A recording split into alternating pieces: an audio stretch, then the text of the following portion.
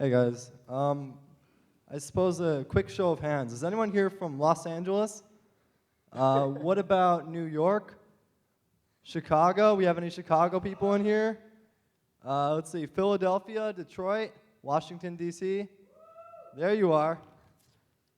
As a result of agricultural collectivism in the Great Leap Forward, 30 million people died.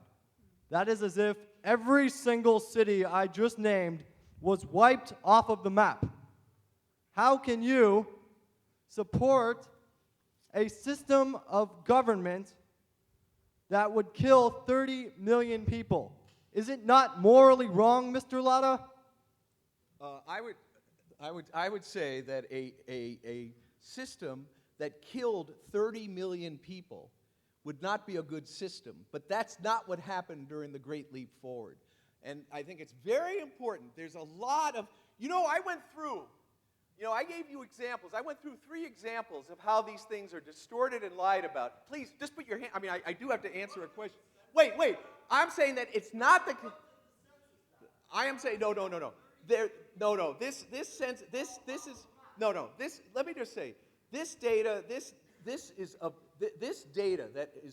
that is allegedly establishing that 30 million people died, this is the subject of great debate and interrogation. I would recommend that data comes from Judith Bannister and her work, her demographic work, which was based on figures that were released by the Deng Xiaoping regime in the early 1980s as they were seeking to decollectivize agriculture, and they were making an argument against the communes, and she had built those models that led to the 30 million number based on all kinds of questionable statistical methods and projections. These are things that I can talk about at length. There was a famine. There were food shortages in China. That was not caused by Mao. That was caused by a number of factors, the most important of which was that China had suffered the worst weather conditions and climatic conditions of the century. 1/2 of the arable land in China was affected by drought or flood.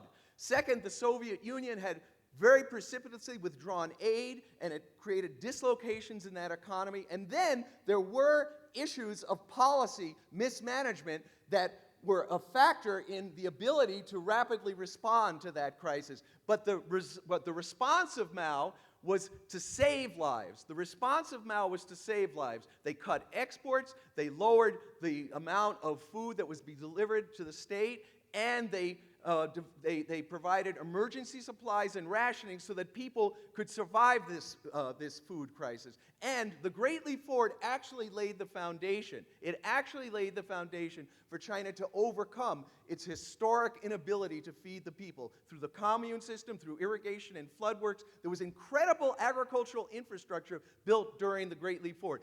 There were not 30 million people that died during the Great Leap Forward. I would suggest that people look at an article, go to the Monthly Review website, Joseph Ball, who goes through very painstakingly the statistical controversies.